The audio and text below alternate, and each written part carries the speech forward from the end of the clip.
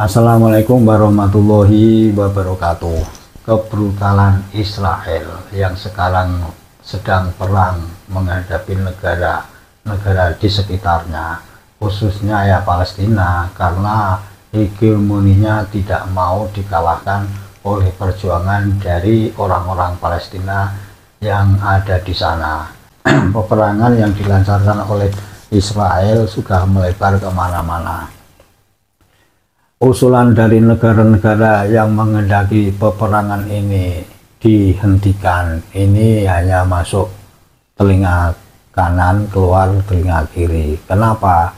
Karena mereka, Yahudi Israel ini, menganggap bahwa bangsanya ini termasuk ras yang paling tinggi dan paling mulia. Jadi menganggap orang lain ini semua ada di bawah telapak kakinya. Mana ada Israel ini mendengar dari usulan-usulan bangsa lain tentang kearogansiannya, apalagi dalam menjajah Palestina. Rupa-rupanya kebrutalan Israel ini tidak lepas dari sebuah doktrin yang ditanamkan kepada mereka yang sampai mengakar atau balung sungsum di dalam jiwanya, yang siapapun atau bangsa apapun tidak boleh melampaui dari kemuliaan mereka. Rupa-rupanya doktrin dari Israel Yahudi ini mirip-mirip dengan doktrin kaum Balawi. Ditemukan ada 30 poin doktrin yang selalu ditanamkan kepada anak-anak Balawi, bahwa mereka adalah orang yang paling mulia di antara orang lain. Dan dari 30 doktrin ini, dari Balawi tua selalu diturunkan kepada anaknya, dan kemudian anaknya ini diturunkan kepada anaknya lagi. Jadi setelah diturunkan beberapa kali atau beribu-ribu kali, dianggaplah bahwa doktrin yang ditanamkan Balawi kepada keturunannya ini dianggap kebenaran semata. Jadi orang lain yang menentang dari doktrin ini dianggapnya sebagai musuh. Dalam video berikut ada sedikit keterangan dari Kiai Nur Ihya tentang bagaimana sebagian doktrin Balawi ini yang perlu kita ketahui. Khususnya malam hari ini kita akan mengkaji secukupnya sesuai dengan waktu yang kita terima, karena ini ada narasumber. Saya sebenarnya itu paling sungkan dengan beliau, senior saya, sebagai Haji Muhammad Fuad Riyadi. Saya sangat sungkan beliau karena beliau senior sekaligus ya bisa juga guru saya dalam segala hal, termasuk dalam hal bagaimana menata keluarga, bagaimana mencari harta, tahta, bagaimana memanage putri dan putra. Itu saya harus banyak belajar pada beliau. Sebelum kita masuk dalam 30 doktrin Alawiyin, ya, bukan Alawiyin, Alawiyah, ala Ali karamallahu wajhah, bukan, tapi keturunan dari Alwi bin Ubaidillah bin Ubaid bin Ahmad bin Isa. Kita akan memulai dengan satu pesan ayat yang paling berkesan dari surat Al-A'raf ayat 179, bahwa walaqad zara'na li jahannama katsiran minal jinni wal ins, dan sungguh akan kami isi neraka jahanam itu dengan banyak-banyaknya dari kalangan jin dan manusia. Jadi yang masuk neraka itu tidak hanya manusia, tapi juga jinnya. Malah duluan jinnya daripada manusia. Walaqad zara'na li jahannama katsiran minal jinni wal ins lahum qulubun la yafqahuna biha, karena mereka memiliki hati. Jin itu juga punya hati, akal dan pikiran, perasaan. Manusia juga memiliki, tetapi hatinya tidak dibuat untuk memahami ayat-ayat Allah, ayat yang terfirman ataupun yang tercipta kauliyah ataupun kauniyah, kenyataan yang ada. di depan mata. Walahum a'yunul la yubsiruna biha, dan mereka jin dan manusia itu juga memiliki mata tapi tidak digunakannya untuk melihat ayat-ayat Allah. Walahum adzanul la yasma'una biha, dan mereka juga memiliki pendengaran atau telinga tapi tidak digunakan untuk mendengarkan peringatan ayat-ayat Allah. Ulaika kal an'ami bal hum adall ulaika humul ghafilun. Ini pas ya jika ini masuk objeknya ke kami, termasuk saya ini memperingatkan saya, jangan sampai saya ini lengah, lupa diri dari ingatan ilahi. Telah ditambahkan oleh Allah di depan mata kita agar kita mau menganalisa, memahaminya, melihatnya, mendengarnya, tetapi saya sendiri masih belum maksimal dalam melaksanakannya.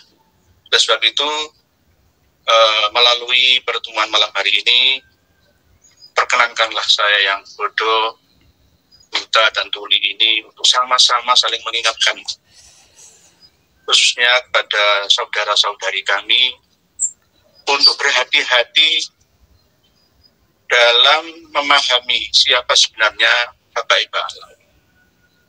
Karena jika kita salah memahami, maka kita akan hancur sendiri.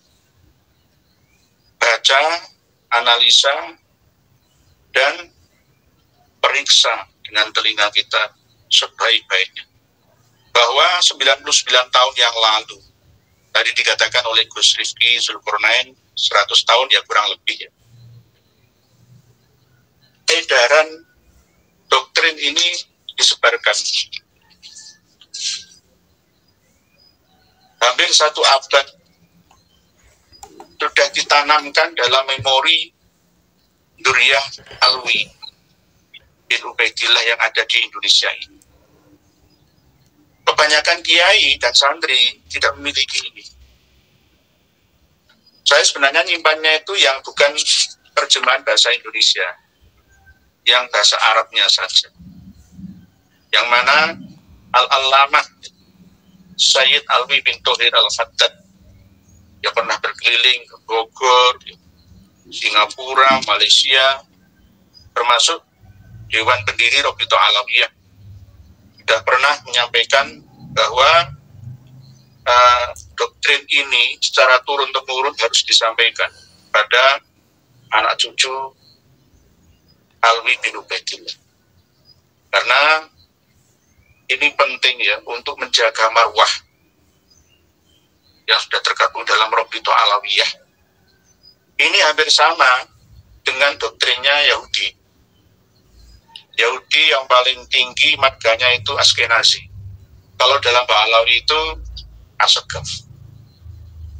Yahudi sendiri terbagi menjadi 3, ada yang ortodoks, primitif, tapi masih murni menjalankan agama ilahi. Ada yang fundamental, dan ada yang radikal.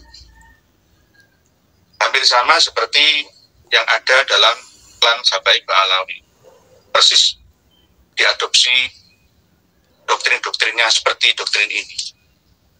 Yahudi Askenazi hampir sama seperti marga As-Sakov sebagai pelindung marga tertinggi. Lalu berikutnya Al-Atos, Al-Haddad bin Syihab, dan seterusnya. Ini jika kita tidak memahami,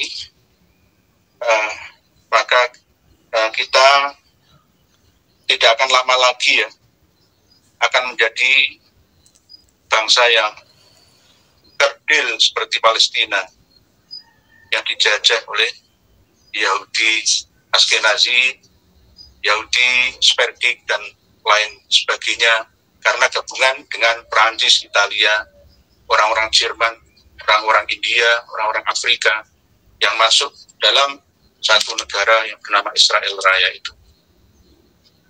Para yai yang saya hormati, para pemirsa sekalian, rahimakumullah, sumber dari doktrin ini adalah berasal dari majalah Robito, juz 8 jilid 1, bulan Maulud 1347 Hijriah. Yang mana yang pertama, berhimpunnya kaum Alawiyin merupakan kasih sayang dari Allah yang Maha Penyayang. Ini doktrin. sebab itu sering saya sampaikan, kalau memang Habaib Ba'alawi itu mau taubat, islah diri dengan kita, bersama-sama menapaki hidup ini, saling berdampingan, maka cabutlah doktrin 30 ini. Yang pertama diantaranya adalah mau membaur dengan kami tanpa membedakan suku, ras, klan di antara kami. Karena dengan doktrin ini akan mengakar kuat sejak sebelum dilahirkan sampai setelah meninggalkan dunia ini. Mereka menanamkan chip memori yang berisi Ahlul Bait Nabi kamu nak, cucu Nabi kamu nak, darah suci kamu nak, beda dengan manusia lainnya nak kamu superior padahal tidak terbukti, hanya sekedar ilusi dan halusinasi. Berhimpunnya kaum Alawiyin merupakan kasih sayang dari Allah yang penyayang. Oke, untuk percaya diri ya, nggak masalah sebenarnya. Tetapi jika kepercayaan diri mereka berlebihan, akhirnya mendekati ketakaburan, itu yang dilarang oleh ajaran agama manapun dan etika budaya dimanapun. Yang kedua, seorang Alawi yang hakiki merupakan ruh dalam keseluruhannya. Alawi bin Abdullah atau Baitullah bin Ahmad bin Isa, katanya nyanderongnya di situ. Itu merasa percaya diri, sah 100%, silsilahnya nyambung sampai Rasulullah Shallallahu Alaihi Wasallam. Ini yang diulang berulang kali sampai generasi ke generasi, yang akhirnya walaupun salah maka terlihat benar, terdengar benar, dan diyakini kebenarannya.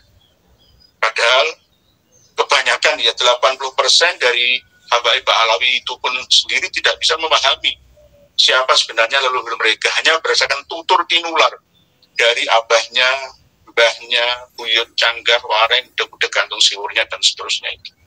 Ada catatan-catatan dari leluhurnya. Jadi kalau mereka kita vonis putus, mereka nggak paham. Putus gimana? Wong saya itu anaknya bapak saya anaknya mbah saya anak buyut saya, dan seterusnya. Berarti keluarga saya turun-temurun ini dituduh zina. Memutarbalikkan fakta. Yang ketiga ini lebih ekstrim dalam. Jika seorang Alawi menentang para pendahulunya, maka ia kehilangan akhlak yang bagus dan perbuatan yang baik, alias nguri-uri torekoh Ba'alawi, bukan torekoh Alawi, torekoh Ba'alawi, nguri-uri manhaj atau metode dari segi akidah, syariah, dan sufiyahnya, iman, Islam, dan ihsannya, yang berbeda dengan Muslim pada umumnya. Karena ini tidak menggambarkan satu gambaran keadilan dalam Islam. Kalau kita mau melihat fakta sekarang, ketika Qadimul Haramain Makkah wal Madinah melayani umat Islam dari seluruh dunia, tidak membedakan mana yang berkulit merah, sawo matang, hitam legam, kuning langsat, ataupun yang bule kebiru-biruan matanya, tidak dibedakan, semuanya sama, tidak ada yang diunggulkan kecuali kepala negara yang boleh masuk ke dalam